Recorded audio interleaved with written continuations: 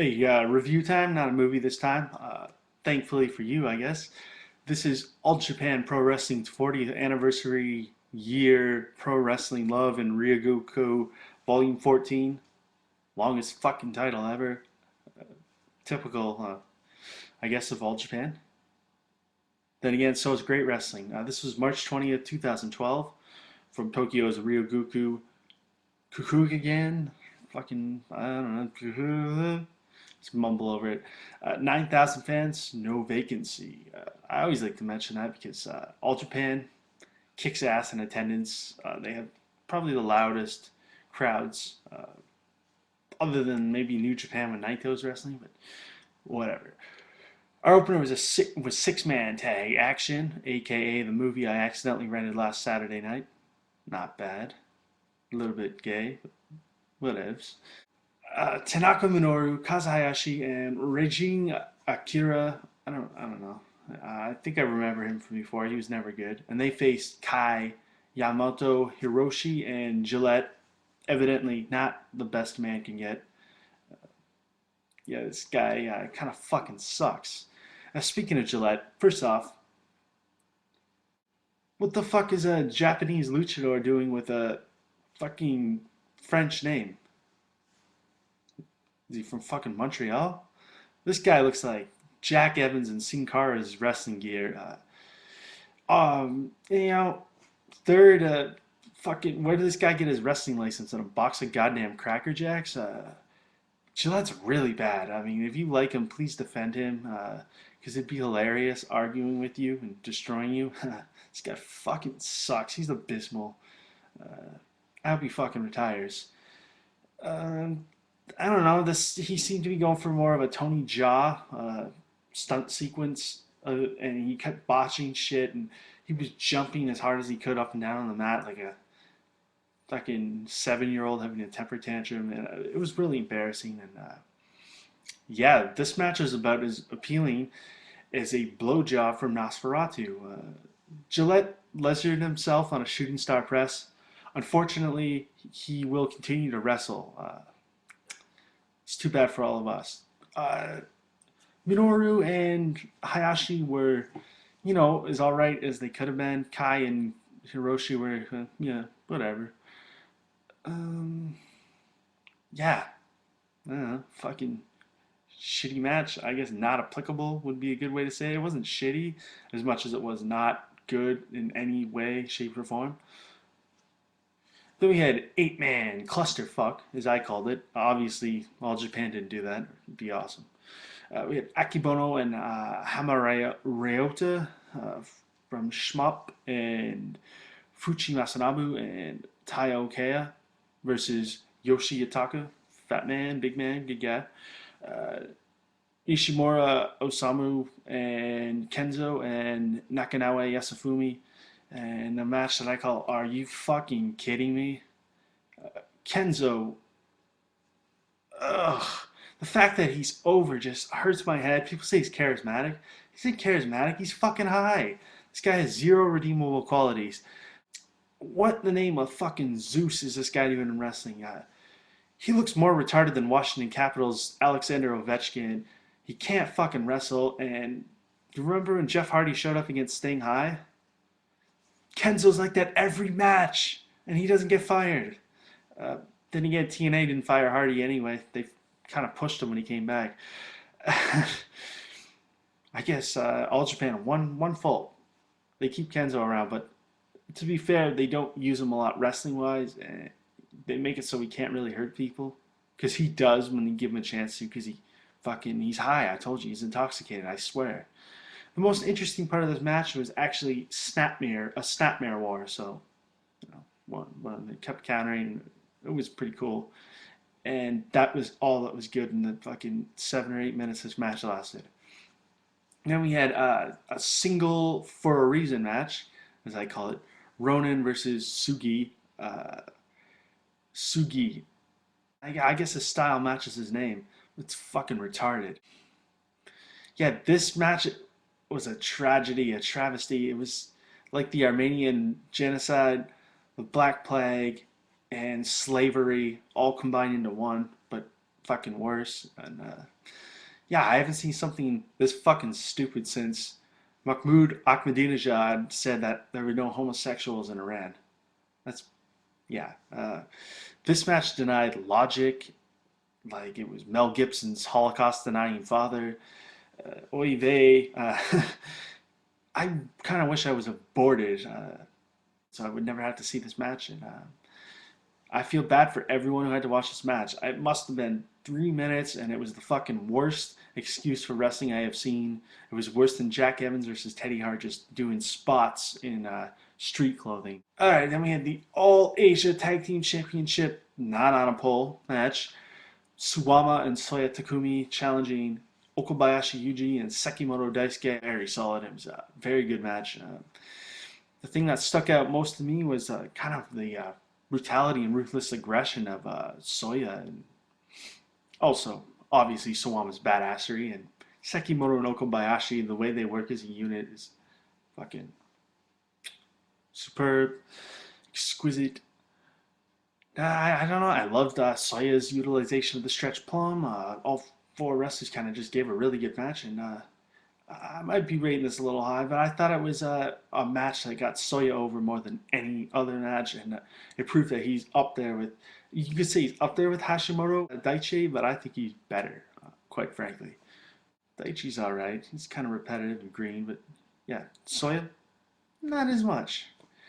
Um, I don't know. I guess I could give this a slightly lower rating, but it kind of deserves it. It's definitely not 4 stars, which some people have said, but whatever. What eggs? Post-match, Suwama was challenged by Sekimoto. Sekimoto basically, because he's in the Champions Carnival along with Suwama and Okabayashi Soya, he said that his goal is to beat Suwama in the Champions Carnival, and I think it might happen. And either way, the match is going to be good. Then we had the AJP Junior Heavyweight Championship match, aka the match of too many near falls. Kenny Omega champion versus challenger Kondo Shuji. This match started out innocently enough. You know, Kenny Omega acting like a douchebag and brilliant heel tactics. And then it kind of descended into a chaotic clusterfuck of spots. And you know what? I didn't mind the spots too much. They were actually really gnarly looking. It was just, they got in the way of Kenny Omega's heelry. Heelry coined it. Hey, WWE, All Japan, anyone, yeah, give me some money. I'll let you use it. Actually, it's not copywritten. Yeah, I didn't like too much the emphasis on big spots, but this was still a very good match, and it was better than the tag match. I would say it's just under, just a little under 4 stars, and there's a couple stupid near falls at the end, but it was still very, very good performance, very athletic, and yeah, Kenny Omega was awesome as a heel. His performance is on a show full of great performances, it might have been the best. And we had Stack of Arms versus Aogi Goon, cage deathmatch, KO or give up only, which is pretty brutal. Nagata Yuji versus Kono Masayuki, 83%. This is the main reason why I wanted to see the show in the first place, because Kono's coming into his own, and Nagata, in my opinion, he might be the best that he's been in years right now. And yeah, obviously this feud kind of started with Nagata literally breaking open Furaki Asakata's face like a fucking pinata, and Kono did not like that. And they had kind of their own feud going. They kept getting double countouts. Nagata would get a cheap roll up, not cheap, but you know, Kono's still mad because you're not going to sell the feud with a roll up, right? Hope not. And this was just the kind of match where a pre-match handshake was about as likely as Richard Dawkins throwing a Christmas party with Tim Tebow, quite frankly. Sure as hell wasn't about spots, but it was about brutality. There was punches, there was forearms that fucking shook the building. They were so hard.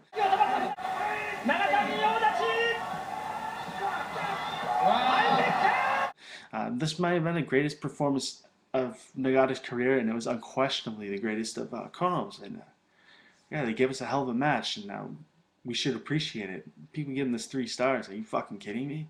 It wasn't Lawler Funk, but it sure as hell was going down that road. Then we had special, as in retarded, singles match. Kojima Satoshi versus Sanada Saya. This was nothing special. Besides the lariat that Kojima hit on Sonata was like sent him back to 1955 to the dock. That shit was hardcore, and not in a fucking stupid barbed wire wrapped way. Then we got the All Japan Tag Team Championship match. Dark Oz and Dark Cuervo, the champions, versus Get Wild, Soya Manabu and Umori Takao. Yeah, they kind of blew it here. I'm gonna be honest. Not Get Wild, but the fucking booking and I like Oz and Cuervo, but they gotta stop being Brahmins. They're not Brahmins. They fucking like have a great match with the Barbarian Twins, right? That's all they need to do. They were having a great match, a good match anyway. And then just complete chaos ensues and it's anarchy and anarchy rules. It's like fucking ECW. The stupid parts of ECW, you know, run-ins, like 6 people running in the main event. The actual match lasts like fucking 3 minutes, but the shenanigans last like 20. Yeah, it's fucking stupid. Pardon my French. Actually, don't. Fuck. Then we had a main event, Triple Crown Championship. The challenger, the ancient one, Muto Keiji, versus the man who will fuck you up, Akiyama Jun. Akiyama just fucking nearly finished off the living legend Muto within about 25 seconds. It was really close. And then Muto went to roll out, and you think, oh, he's going to do the recovery thing. Maybe spend like 19 seconds on the apron or outside. Akiyama catches him on the apron, goes for the exploder on the apron, which, quite frankly, would probably kill Muto. I'm not joking. I mean, literally. Yeah, Muto countered it with a dragon screw, leg whip, off the apron, and he hits the fucking Shining Wizado on the guardrail all within like 2 minutes, like the first 2 minutes of the match. It was pretty insane, especially for these old guys. Muto hasn't had a performance like that since like 2004, let's face it. And actually, this is arguably better than those performances. This was your not your typical slow, aimless 2011, 2012, 2010, 2009, 2008, 2007, 2006, 2005 Muto match in that it didn't suck. And Akiyama was brilliant. Akiyama sold a knee like you wouldn't believe. Yeah, man. Oh. Muto went after that knee like Dr. D. David Schultz goes after wisecracking, wise-ass journalist John Stossel. If you wrestlers fight, just fight. Everyone remembers that. It's kind of dated. Yeah, and then you had Akiyama going after Muto's neck like a fucking vampire going through a dry spell. Yeah, he needs to feed because they fucking die if they don't. Or they don't die, but they get fucked. Yeah, great comeback teases by Muto that were cut off by Akiyama, and there was just great stuff. Great Muto getting fired up like he hasn't in a long time. Great neck work and better leg work, and I was shocked and amazed by the quick bursts and the fighting spirit of both men, especially for their ages. And the last 5 minutes were masterclass, and I'm giving this match 85%. I'm wrong. I was wrong. I thought Muto had nothing left, but apparently he had this left in him, and I think he should retire because he's not going to get better than this match. No fucking way. Not by himself, anyway. Great fucking match. Great fighting spirit. Great fucking wrestling. Akiyama, arguably Wrestler of the Year. That's been my review of All Japan's Pro Wrestling Love. Ryogoku, fucking whatever it's called, Volume 14, Volume 69, whatever. I've been Sean. I'm out, and fucking enjoy this card. Peace.